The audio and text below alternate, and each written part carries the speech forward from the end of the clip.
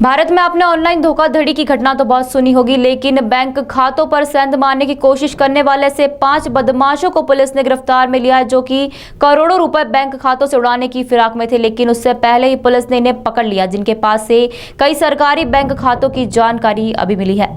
दरअसल मामला विभिन्न बैंक खातों से करोड़ों रुपए उड़ाने की कोशिश से जुड़ा हुआ है, जिसमें बताया जा रहा है कि 5 बदमाशों द्वारा पहले तो भरकुआ थाना क्षेत्र में एक होटल कमरा किराए पर लेने को लेकर होटल विवाद करने लगे, जिसके बाद पुलिस ने मुखबिर की सूचना के आधार पर 5 बदमाशों को पकड़ लिया है। इसकी जानकारी पुलिस को लगी तो उन्होंने तत्काल कार्रवाई करते हुए 5 बदमाशों को हिरासत में ले लिया और पूछताछ में चौंकाने वाला खुलासा हुआ है। पकड़े में गए 5 ही बदमाश सरकारी बैंक खातों से करोड़ों रुपए उड़ाने की कोशिश में थे और इनके पास तमाम उपकरणों के साथ ही बैंक खातों की जानकारी भी मिली है, जिसमें एक्रो द्वारा बैंक खातों को चिन्हित किया जाता था कि किन बैंक खातों के नंबरों से अधिक ट्रांजैक्शन होता है। फिर उनकी डिटेल निकालने के बाद उनमें से सेंध मारने की कोशिश की थी, जिसके तार कर्नाटक राज्य से भी जुड़े होने पाए गए हैं। उसे और भी पुलिस अब जांच में जुटी हुई है। पकड़े गए 5 आरोपियों में से 3 प्रॉपर्टी के कार्य करते हैं, वहीं 2 इंजीनियर होना बताया जा रहा है। फिलहाल पकड़ाई 5 ही बदमाशों से पुलिस बारीकी से पूछताछ में जुटी हुई है। आयुष शर्मा, चंदन वास्कले, त्रिलोक शर्मा, हर्ष शर्मा, रवि जायसवाल, मनोज शर्मा को पकड़ा गया है।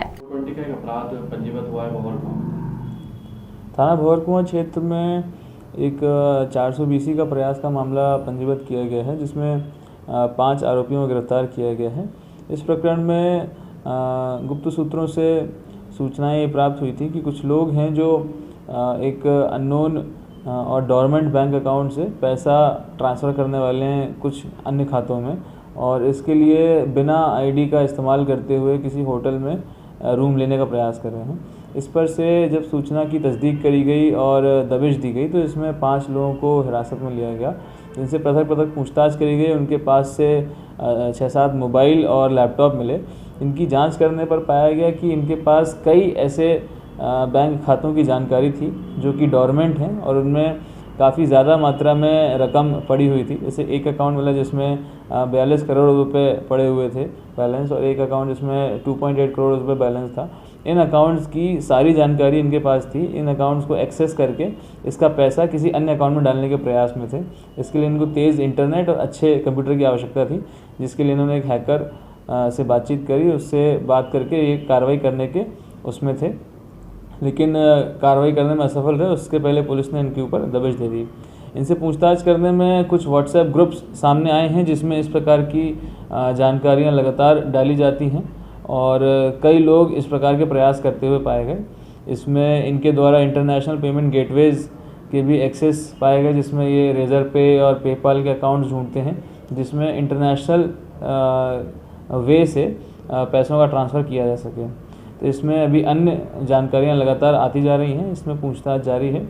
इसमें अन्य कोई जानकारी और अन्य लोगों के इन्वॉल्व होने की बात सामने आती है तो उनके ऊपर वैधानिक कार्रवाई की जाएगी और मामले की जांच जारी है। शिकायत कितनी कर दी थी?